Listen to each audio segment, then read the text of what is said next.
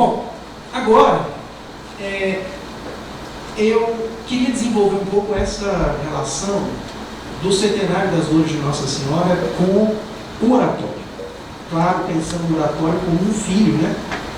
Como uma consequência histórica de todos esses gêneros, de todas essas formas dialogadas sobre as quais eu falei muito superficialmente agora. Duas coisas interessantes de imediato caracterizam esse gênero oratório, e vocês podem pensar nos oratórios do Bach, e o que eu tenho na minha cabeça aqui durante a nossa conversa é a Paixão segundo São João do Bach, que é o oratório que tem a Paixão de Cristo como base, como o livro do Alfonso também tem.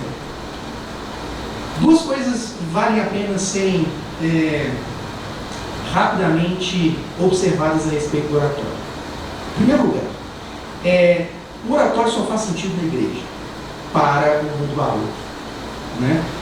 Nós hoje, que produzimos, interpretamos, ouvimos e apreciamos música sacra, nós estamos numa posição muito diferente da posição no lugar no qual a música religiosa fazia sentido no século XVII. Quem diz isso é o Nicolas Harnoncourt, um grande maestro, que escreve um livro maravilhoso chamado Discurso Musical, que é um dos grandes estudiosos daquilo que ficou conhecido como música antiga. A música antiga é um campo de estudo historiográfico e retórico dentro da música, dentro da musicologia, que parte do seguinte pressuposto: do Mozart para trás, ou seja, do meio do século XVIII para trás, tocar qualquer peça desse período exige um estudo retórico, histórico, social e teológico prévio. Essa turma, e eu conheci alguns e toquei com alguns, essa turma da música antiga, de um modo geral, arrepia os cabelos quando vê um Bach tocado no piano, por exemplo. Né? É algo, para eles, absolutamente anacrônico, de fato em um sentido anacrônico. Eu não acho que o anacronismo seja um problema, né? Aliás, muito pelo contrário. Eu acho que as obras precisam ser traídas para elas continuarem vivas, mas isso também é outra coisa. Então, esse pessoal da música antiga, a contribuição deles é maravilhosa, eles são muito profundos no trabalho que eles fazem. E uma das coisas que eles dizem é o seguinte: olha, nós hoje, quando ouvimos o oratório do Bach, eu estava ouvindo no carro agora, a Paixão segundo São João, pensando nisso, nós lidamos com aquela obra a partir de uma perspectiva estética. Aquilo para nós é beleza. Aquilo para nós é beleza. Aquilo para nós é arte. Né? Isso não faz sentido para o ouvinte, para o executor do oratório no século XVII, né? No século XVIII. O que a gente tem ali, segundo esses estudiosos, em primeiro lugar, um pacto muito bem realizado entre o compositor, a igreja e a comunidade. Então, quando a gente pega um oratório do Bach, eu tive o prazer enorme de fazer um curso com a professora Elisa Freixo, que é uma grande especialista em Bach, sobre a retórica do Bach. Quando a gente pega um oratório do Bach, as figuras que estão ali, e ali também tem um termo específico da retórica musical, as figuras que estão ali, os sons que estão ali, o uso da dissonância, o uso de determinados intervalos, tudo isso tem um sentido pré-estabelecido, compartilhado por quem escreve e por quem ouve. E a gente está fora disso. A gente está completamente fora disso. A gente não tem a menor ideia desse pacto, que é um pacto que faz sentido lá naquele tempo e naquele espaço. Né? Daí a necessidade de se estudar. Daí a necessidade de voltar lá no século XVII, no século XVIII, recuperar tudo que escreveram sobre educação musical, sobre a retórica musical, sobre os tratados, sobre a construção dos instrumentos cujas afinações eram diferentes, né? Cuja concepção era diferente, para que nós hoje, homens modernos, possamos de alguma maneira recuperar esse sentido perdido. Para o Alfonso, isso faz pouco sentido, porque a gente está falando de um homem do século XIX e de um poeta, né? Alguém que vai se apoiar na música para realizar aquela tarefa sobre a qual eu falei no início, né? A tarefa de dizer o que não pode ser dito, de falar de uma experiência absolutamente inimaginável para qualquer pessoa, que é a visão da tortura, a visão do sofrimento incessante do filho, do próprio filho. Então, quando a gente pensa no oratório, essa é a primeira questão. O oratório, para nós, hoje é uma obra de arte. Para o homem do século XVII, ele não era uma obra de arte, era uma experiência religiosa, era uma experiência litúrgica, na qual a música assumiu uma função muito específica e muito controlada. A segunda questão é que o oratório, ele é um gênero, discursivamente falando, misto.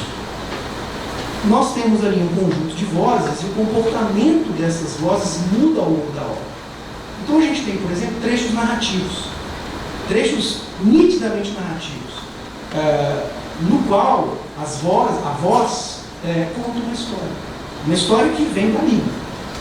Não só vem da Bíblia, uma história que às vezes repete, palavra por palavra, a tradução alemã da Bíblia, né? No caso do Bach. Nós temos em outros momentos, a voz coletiva. Então, grandes corais, que são famosíssimos no caso do Bach. Acho que vocês vão ouvir hoje alguma coisa do Bach nesse sentido. Que são, claro, esses corais são, claro, a representação da voz da comunidade, né? E nós temos também trechos que lembram teatro, que são trechos dos quais os personagens conversam um com o outro. Por exemplo, tem a conversa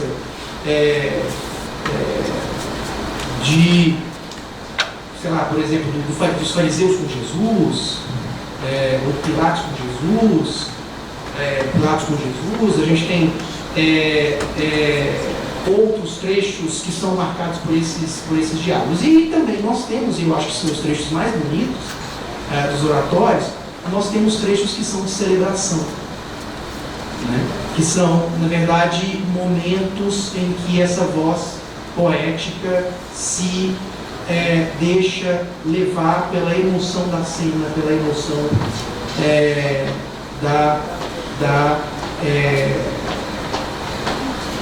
da história, né? Da história sagrada. No caso do Alfonso, a gente tem justamente isso. Eu trouxe aqui, por exemplo, esse é o primeiro poema do primeiro capítulo, da primeira dor, né? E ele, como acontece com todos os poemas, ele está diretamente associado a um fragmento bíblico, no caso aqui Lucas 2,35, que é o momento em que Jesus é apresentado no templo, e o momento em que Maria vai ouvir a profecia de Simeão. Esse é um trechinho do soneto que diz assim: entram no templo, um hino do céu tomba, sobre eles paira o Espírito Celeste, na forma etérea de invisível pomba. Diz-lhe o velho Simeão: por uma espada, já que ele te foi dado e que o quiseste, a alma terás, Senhora, traspassada. Está lá no Evangelho de Lucas. Eu marquei aqui, mas talvez não seja o caso de ler, mas vocês podem depois conferir. A gente tem uma fidelidade impressionante do poema ao texto bíblico, né? Então, faz parte do interesse do poeta escrever colado, próximo do texto bíblico. Nos oratórios, esses trechos mais narrativos, que estão ali preocupados em contar a história, em contar os episódios, em apresentar os personagens, são chamados de recitativos. No caso das paixões, essa voz que recita é a voz do evangelista. E esse evangelista, claro, né, como não poderia ser diferente, ele recupera versos, versículos, às vezes literalmente reproduzidos, às vezes com pequenas mudanças, do evangelho a partir do qual o oratório é construído, né? No caso do meu exemplo de hoje, o Evangelho segundo São João.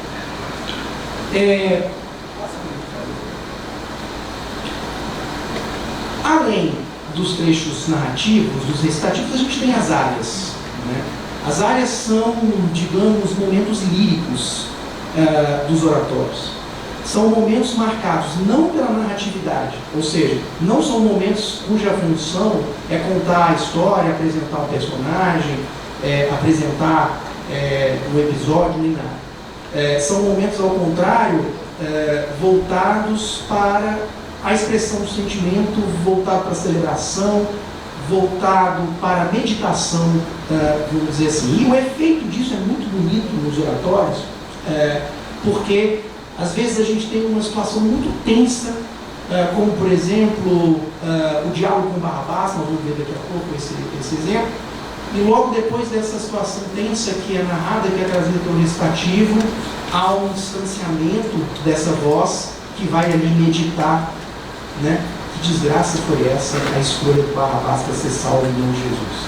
Então, tem um jogo interessante entre narrar e comentar. Então, a história é narrada e logo após a narração tem um distanciamento e há uma espécie de comentário de meditação profundamente sentimental. E me parece que é um momento em que a religiosidade se expressa de maneira mais intensa. Esse é um exemplo dentro do livro do Alfonso, né? Ele diz assim neste poema: de luar vestido, o fúlgido semblante entre bascos cabelos irisados, e sobre o flanco a túnica irradiante, que eram nesgas de céus nunca sonhados. Os seus olhos de poente e de levante, em silêncios de luz ilimitados, era o celeste cavaleiro andante, anunciador de místicos noivados. Passa. E que noivado seu, nuvens radiosas cercando o mensageiro altivo e doce, debaixo de amplo céu de seda e rosas. E dentro das olheiras cor de goivo, o olhar da Virgem Santa eternizou-se, o Espírito de Deus era o seu noivado. Não há uma história exatamente sendo contada aqui. A gente tem a celebração desse encontro entre a figura de Maria e o Espírito de Deus, né? Ao contrário daquilo que a gente viu anteriormente, o que prevalece aqui não é exatamente o contar de uma história, não é exatamente a reprodução dos acontecimentos tais quais eles aparecem no Novo Testamento. No caso aqui, eu acho que do Evangelho, se não me engano, do Evangelho de Lucas, mas eu não me lembro agora a qual Evangelho a primeira dor está associada. Acho que é o de Lucas. De qualquer forma, o que nós temos aqui é a celebração que desde o início parte de um elogio à figura de Maria, que alcança nesse elogio uma dimensão sublime, absolutamente divinizada, né? Pode passar.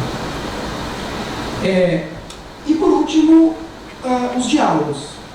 Então vocês podem imaginar uma obra que é ora narração, ora celebração e meditação e ora diálogo. Às vezes, vou fazer uma brincadeira aqui, que o bar não me escute. Às vezes é romance, às vezes é poesia, às vezes é teatro, para fazer uma associação com os gêneros literários, né? Esse é o diálogo lá com o Pilatos, sobre o qual estava falando agora há pouco. És rei? Disseste, e a multidão oprime a Pilatos. No entanto, para a turba, ele fala: não lhe acho nenhum crime. É um soneto da quarta dor, que vem de um episódio que todos vocês conhecem, né? Que não vale a pena, que é desnecessário reconstituir. Pode passar. Qual é a novidade do Alfonso? E aí, já estou me aproximando aqui do final. O oratório do Alfonso tem algo que o oratório do Bar não tem, e nem poderia ter, né? Há na poesia do Alfonso a melancolia do homem moderno, a nossa melancolia, a nossa fé em crise, vamos dizer assim. E essa melancolia talvez seja o ponto de distinção entre a experiência religiosa literária e a experiência religiosa musical. Vou tentar me explicar, porque isso é complexo. Eu havia dito para vocês que a poesia moderna, de um modo geral, ela olha para si mesma e fala: eu fracassei.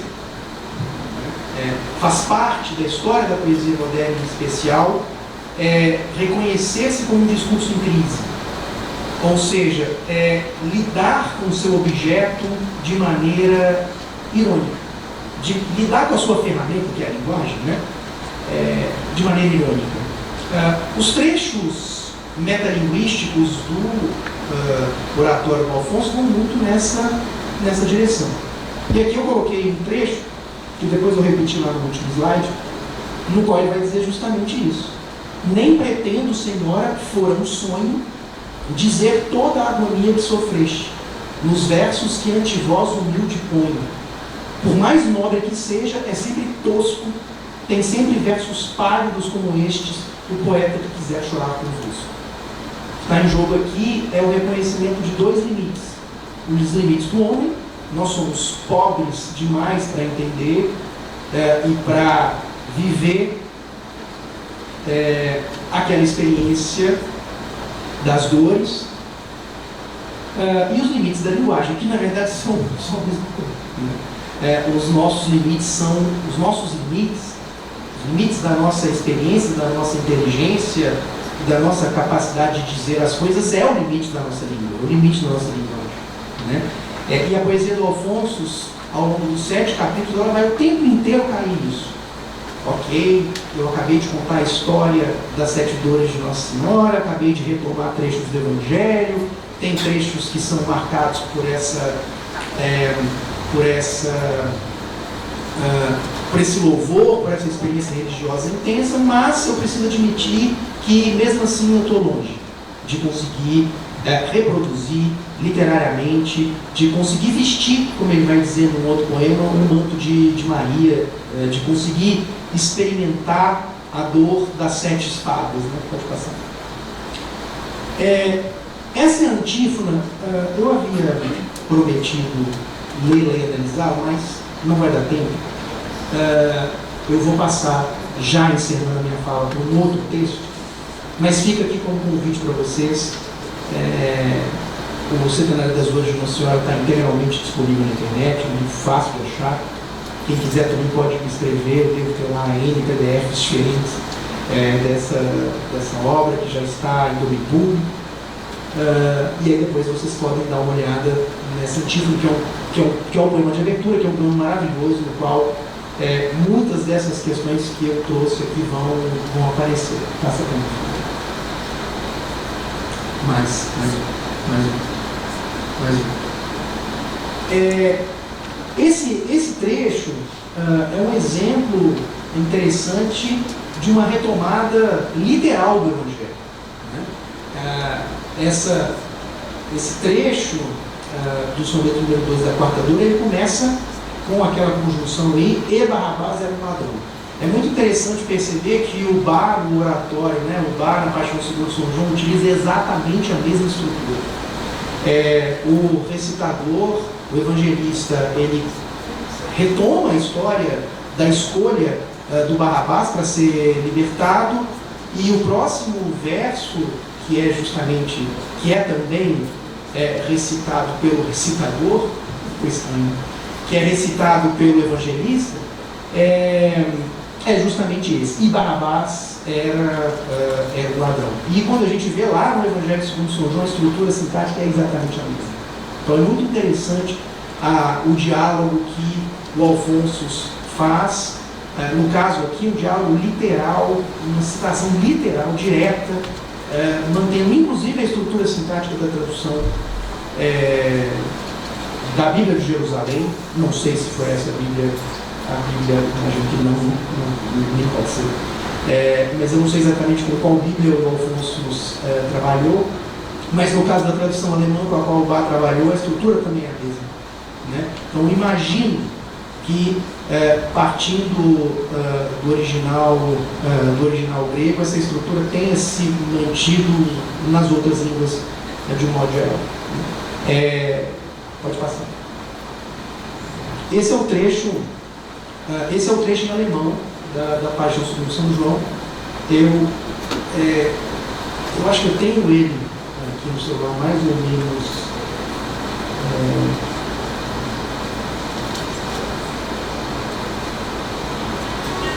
Não sei se vai ser possível.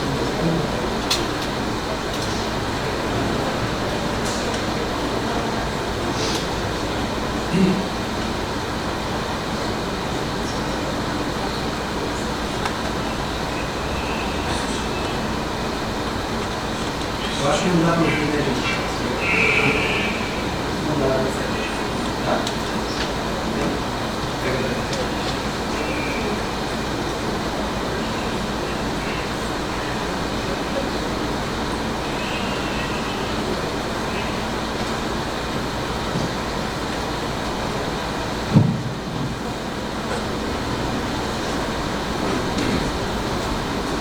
Ah, não tem essa entrada, né? Não tem essa entrada. Não vai dar, gente. Eu achei que, na minha ignorância técnica, eu imaginei que colocando o celular no telefone, vocês poderiam ouvir, mas basicamente é um trecho do evangelista que retoma esse diálogo do Pilatos. Depois que a gente encontrou lá embaixo, posso mostrar para quem quiser ouvir. É justamente esse trecho dizem de Saulo em Barrabás, que é justamente esse trecho em que o recitador vai falar de uma maneira um pouco assustada, né? Nós escolheram Barrabás para ser salvo, e não Jesus. E aí tem um trecho em que ele grita, né? Barrabás abertoa ein Mörder, ou seja, Barrabás é um assassino, né? Barrabás é um assassino. Então, no poema, no texto do Bach, há uma ligação muito próxima também com a Bíblia, muito próxima também com a Escritura, e o Alfonso está o tempo inteiro trabalhando com isso. Passa de novo. Mais um. Eu quero terminar com esse poema. Eu havia dito que o Alfonso reconhece a sua humanidade, no mau sentido do termo. O Alfonso reconhece os seus limites. E reconhecer os seus limites como homem é também reconhecer os seus limites como poeta, por óbvio. Né? Reconhecer os seus limites como poeta é também reconhecer os limites da linguagem. E por melhor poeta que eu seja, eu só vou até aqui. E a minha pretensão é grande demais para o instrumental que eu tenho. Só que isso não significa que o poeta desista, né? O que faz a poesia é justamente, não só do Alfonso, mas a poesia de um modo geral, é justamente esse desejo utópico de continuar tentando o que em última instância não pode ser realizado jamais, né? Que é fazer com que a língua, no nosso caso a língua portuguesa, presentifique o sagrado, presentifique o divino, seja ele qual for, tenha ele a forma que vocês quiserem dar. Esse poema talvez seja o poema no qual o Alfonso mais próximo chega na minha leitura dessa tarefa de representar o irrepresentável. E para isso ele precisa da música. E para isso ele precisa ir além da significação, ele precisa além do dicionário, ele precisa explorar um elemento da linguagem que a poesia explora muito bem, do qual nós às vezes nos esquecemos, que é o ritmo, que é o som, né? Esse poema diz assim: vê-lo não vos bastava doce dama, longe dos vossos maternais carinhos, sentir que a plebe vil que ruge e clama viesse em fúria assaltá-lo nos caminhos, escarros que tombavam como lama sobre quem é mais alvo que os arminhos, e a fronte real em radiações de flama cingida pelas pontas dos espinhos. Passa, por favor. Açoites, bofetadas, cravos, chagas, e a esponja e a lança e o fel e a sede estranha, e o sangue santo que corria em bagas. Tudo era pouco para as vossas dores, que ainda havíeis de vê-lo na montanha, expirando entre dois salteadores. Eu acho que é o mais tenso do livro, que é justamente o momento em que ele vai tentar resumir aquele sofrimento indescritível de uma mulher que vê o seu filho ser torturado, cuspido, humilhado, chutado, açoitado e no final das contas crucificado, né? Volta para mim, por favor. O poema, do ponto de vista sintático, ele começa muito certinho, né? Vê-lo não vos bastava, doce dama, longe dos vossos maternais carinhos, uma frase direta, sintaticamente clássica. Sentir que a plebe viu que ruge plano viesse em fúria assaltá-los nos caminhos, também, nada demais, do ponto de vista sintático. Escarros que tombavam como lama sobre quem é mais alvo que os arminhos, e a fronte real em radiações de flamas cingida pelas pontas dos espinhos. Passa, por favor. Aqui a coisa começa a mudar. A gente tem, nesses dois primeiros versos, um verso totalmente nominal. Ou seja, a gente não tem nenhum verbo, né? Açoites, bofetadas, cravos, chagas, e a esponja e a lança, e o fel e a sede estranha, e o sangue santo que corria, o primeiro verbo. Isso nos mostra que o poeta está pensando o seguinte: não dá mais para descrever essa dor usando uma linguagem racional, linear e lógica. Então o que ele começa a fazer é tentar resumir essa dor jogando uma série de imagens que são metonímias do sofrimento, né? Açoites, bofetadas, cravos, chagas. E esse próximo verso, que na minha opinião é o verso mais perfeito dos 51 poemas, esse próximo verso diz: e a esponja e a lança, o fel e a sede estranha. Ele continua na mesma lógica de retomar metonímias do sofrimento do Cristo, né? A esponja, a lança, o fel e a sede. Mas quando a gente lê esse verso com mais calma, a gente percebe que tem alguma coisa acontecendo aí do ponto de vista rítmico, né? E a esponja e a lança, o fel e a sede estranha. Aí a gente, principalmente quem é músico, sente um pouco a necessidade de repente bater na mesa, né? E a esponja, a lança, o fel e a sede estranha. Ele é um verso binário. Ele é acentuado nas sílabas pares, né? E a esponja, a lança, o fel e a sede estranha. O que vocês acham que é isso? Que barulho é esse? Hã? Quem mais? O martelo da crucificação, o açoite, né? E a esponja, a lança, o fel e a sede estranha. É o momento máximo do poema. Ou seja, é o momento em que ele precisa ir além do sentido. Falar do açoite, da bofetada, do cravo, das chagas, da esponja, da lança, do fel e da sede estranha é importante, mas é necessário ir um pouco além. Ou seja, é necessário fazer o verso presentificar aquele sofrimento. Aquele sofrimento que é... E aí a gente tem um encontro perfeito entre música e literatura, né? A gente tem aqui uma metáfora, a gente tem aqui uma metonímia musical, porque esse som, ele remete, sendo uma parte do sofrimento, ele remete a esse sofrimento, a essa tortura, né? E a gente tem aqui um verso muito raro em língua portuguesa, que a gente chama de pentâmetro jâmbico, que é um verso acentuado, ora sim, ora não, né?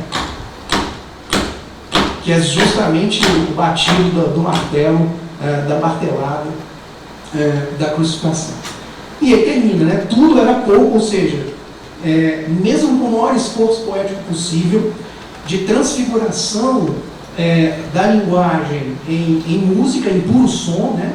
Em materialidade, em concretude, mesmo assim, tudo isso era pouco. Tudo é pouco para as vossas dores, que ainda havias de vê-lo morrer na montanha. Né? Pode passar. E aí eu termino aqui com esse verso que eu coloco em amarelo, para justamente chamar a atenção para esse encontro entre a poesia e a música. De alguma maneira, o Alfonso ele lança a mão de recursos musicais para poder fazer o que ele próprio sabe que nem a música é capaz de fazer, que é presentificar o sagrado, que é falar de Deus, que é falar do absoluto. Repito, não estou falando só do Deus cristão, estou falando de qualquer sagrado, seja ele a forma, seja qual for a forma que ele assume, né? E a esponja, a lance, o fel e a sede estranha. Pode passar. Aí os acentos, né? A espon e a lã e o fel e a sede estranha. Pode passar. É isso, gente. Obrigado pela atenção. Desculpa se eu passei um pouco do tempo, mas é porque o tempo é curto, mas a arte é infinita. É isso. Obrigado.